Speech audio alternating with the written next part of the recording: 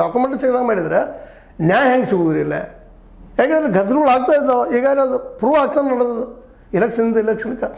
ಇನ್ನು ಅದ್ರ ಜೊತೆಗೆ ಯಾರು ಜನರ ಪ್ರಶ್ನೆಗೆ ಉತ್ತರ ಕೊಡಬೇಕಿತ್ತು ಅವರೇ ಸಾಕ್ಷ್ಯ ನಾಶಕ್ಕೆ ಮುಂದಾಗಿದ್ದಾರೆ ಅಂತ ಆರೋಪ ಮಾಡ್ತಾ ಇದ್ದಾರೆ ರಾಹುಲ್ ಗಾಂಧಿ ಅವರು. ಎಲೆಕ್ಷನ್ ಕಮಿಷನ್ದವರು ಜನರ ಸಮಸ್ಯೆಗೆ ಉತ್ತರ ಕೊಡಬೇಕಾಗಿತ್ತು, ಸಾಕ್ಷಿ ಕೊಡಬೇಕಾಗಿತ್ತು. ಅವರು ಸಾಕ್ಷಿ ನಾಶ ಮಾಡ್ತಾ ಇದ್ದಾರೆ ಅಂತೇಳಿ.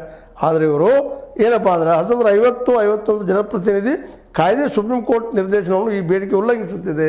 ಇದೇನು ಬೇಡಿಕೆ ಇಡ್ತಾ ಇದ್ದಾರೆ ಏನಪ್ಪ ನಮ್ಮ ಕೋಡ್ ಅಂತೇಳಿ, ಇದು 1951 ಜನಪ್ರತಿನಿಧಿ ಕಾಯ್ದೆ ಉಲ್ಲಂಘನೆ ಆಗ್ತಂತೇಳಿ ಸುಪ್ರೀಂ ಕೋರ್ಟ್ ಸೇರಿದರೆ ಡೈರೆಕ್ಟ್ ಕೊಡು ಅಂತೇಳಿ ಈಗಾದರೂ ಉತ್ತರ ಕೊಡುವಂಥ ಜಾನ್ಮಿ ಉತ್ತರ ಕೊಟ್ಟು ದಾಟಿಸುವಂಥ ಕೆಲಸವನ್ನು ಮಾಡ್ತಾಯಿದೆ ಎಲೆಕ್ಷನ್ ಕಮಿಷನ್.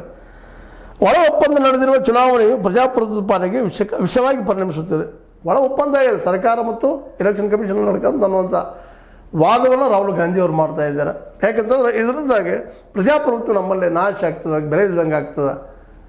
ಮತ್ತು ಈ ಒಂದು ಪ್ರಜಾಪ್ರಭುತ್ವ ಉಳಿಬೇಕಾಗಿತ್ತಪ್ಪ ಅಂದ್ರೆ ಅಲ್ಲಿ ಪಾರದರ್ಶಕತೆ ಬೇಕಾಗ್ತದೆ, ನ್ಯಾಯ ಬೇಕಾಗ್ತದೆ, ಪ್ರಶ್ನೆ ಮಾಡಿದ ಉತ್ತರ ಕೊಡಬೇಕಾಗ್ತದೆ ಎಲೆಕ್ಷನ್ ಕಮಿಷನ್ನ ಎಲೆಕ್ಷನ್ ವಿಷಯದಲ್ಲಿ ಸುಪ್ರೀಂ ಇರೋದರಿಂದಾಗಿ ಅವ್ರು ಒಂದೇಳೆ ಅಲ್ಲಿ ಅನ್ಯಾಯ ಆಗಿದೆ, ಮತ್ತೇನೋ ಆಗಿದೆ ಅಂತ ಅನಿಸಿದ್ರೆ, ಅಥವಾ ಒಂದು ರಾಜಕೀಯ ಪಕ್ಷದ ತೊಂದರೆ ಆಗ್ತದೆ ಅಂತ ಅನಿಸಿದ್ರೆ ಎಲೆಕ್ಷನ್ ಕಮಿಷನ್ ಅವ್ರನ್ನೆಲ್ಲ ಆ್ಯಕ್ಷನ್ ಹಾಕ್ಕೊಳ್ಳೋಕ್ಕೆ ಸಾಧ್ಯ ಇಲ್ಲ ಅನ್ನೋ ಪ್ರಶ್ನೆ ರಾಹುಲ್ ಗಾಂಧಿ ಅವರು ಮಾಡ್ತಾ ಇದ್ದಾರೆ.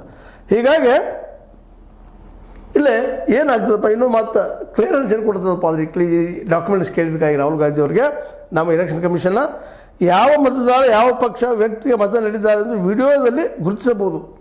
ಆ ವಿಡಿಯೋ ಕೊಟ್ಟರೆ ಯಾರು ಹಾಕಿದ್ರು ಏನು ಮಾಡಿ ಗೊತ್ತಾಗ್ತದೆ ಅನ್ನುವಂಥ ಮಾತನ್ನು. ಇಲ್ಲೇ ಯಾರಿಗೆ ಮತ ಹಾಕಿದ್ರು ಅನ್ನೋದು ಗೊತ್ತಾಗ್ತದಕ್ಕಿಂತ ಇಲ್ಲಿ ಪ್ರಜಾಪ್ರಭುತ್ವ ಅನ್ಯಾಯ